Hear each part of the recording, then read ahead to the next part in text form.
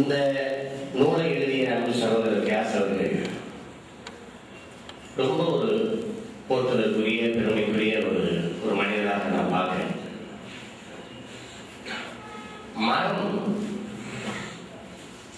தன் வேருக்கான நன்றி கடனாக அந்த வேருக்கு பூச்சொலிகிற மாதிரி இந்த மண்ணில் பிறந்து வளர்ந்த ஒரு மகனினுடைய ஆகும் என் தேசம் ஏன் இப்படி நாசமா போயிருக்குது, ஏன் உலக நாடுகள் போல என் நாடு உயர முடியவில்லை அப்படின்னு இருக்கிற ஒரு ஆதரவும் கோபம் முடியுது. பாரதி பாடனா கேஸ் எழுது, பாரதி பாடணும். ஐயோ, அச்சமும் பேரிமையும் அருமை சிறுமதியும் உச்சத்தில் கொண்டாடியே உண்மை ஜனங்களிடையே பாடணும். ஆதரப்பட்டான். நெஞ்சில் உறவும் என்று நேர்மை திறமும் என்று வஞ்சனை செய்வாரடி வாய்ச்சொலில் வீரடின்னு ஆதரப்பட்டு அடு. பாரதி ஒரு பெரும் கூட அவனுக்கு இருக்கிற ஆதங்க எல்லாத்தையும் பாடல, பாராட்ட மட்டும் பாடல. ஏன் பாடல? விழிச்சு இருக்கிறவனுக்கு உறங்க வைக்கிறதுக்கான பாட்டு காணாது, தூங்கிக்கிட்டே இருக்கிறவங்க இருக்கிறாரு. எதிர்பார்த்து பாட்டு அதுதான் எழுச்சி பாடலாக எழுதி.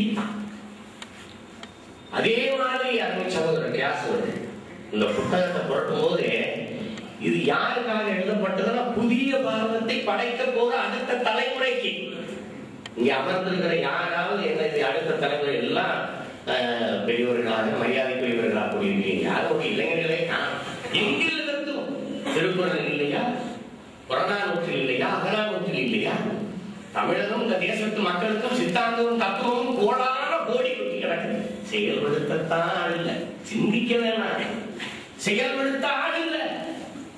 என் அருமை சகோதரா, இங்க இவங்க ஆதங்கம் எனக்கு புரியுது. என் தேசத்தின் தெருவுக்கும் குப்பை மூக்க பிடிச்சுக்கிட்டு கடந்து போற 3 கோடி மக்கள் இருக்காங்க.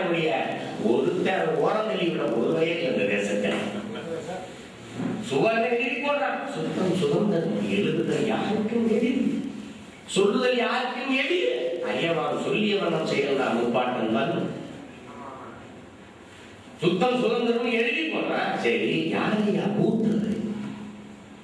எனக்கு கூட்டுறது அதுக்காக நீங்க அட்டையில போட்டிருக்கீங்க அந்த அருமை பெருமகன், என் மண்ணின் மகன். அவர் பிறந்த மண்ணில் நானும் பிறந்தேன். அந்த பெருமைக்குரிய மகன் என்ன தெரியுமா சொன்ன? ஐயோ, என் தேசத்து மக்களே, இந்த நாடு உங்களுக்கு என்னடா துரோகம் செஞ்சதுனால என்ன செஞ்சது? இந்த நாடு அளவு கடந்த சுதந்திரம் உங்களுக்கு தந்ததை தவிர பாஸ்போர்ட் விசா வாங்கி மேலை நாடுகளுக்கு செல்லும் என் தேசத்து மக்களே, அந்த தேசத்துல போய் இறங்கினவுடன் அந்த நாட்டு சட்ட திட்டங்களை அப்படியே கடைபிடிக்கும் நீங்கள் 60 கிலோமீட்டர் வேகத்துல நான் சாலையை கடக்கணுமா? அப்படியே செய்யுங்க. சாலையின் ஓரங்களில் சிறுநீர் கழிக்க கூடாதா? கழிக்கிறது இல்லை. உங்களுக்கு ஒண்ணுமே வர்றதில்லை. அந்த ஊர்ல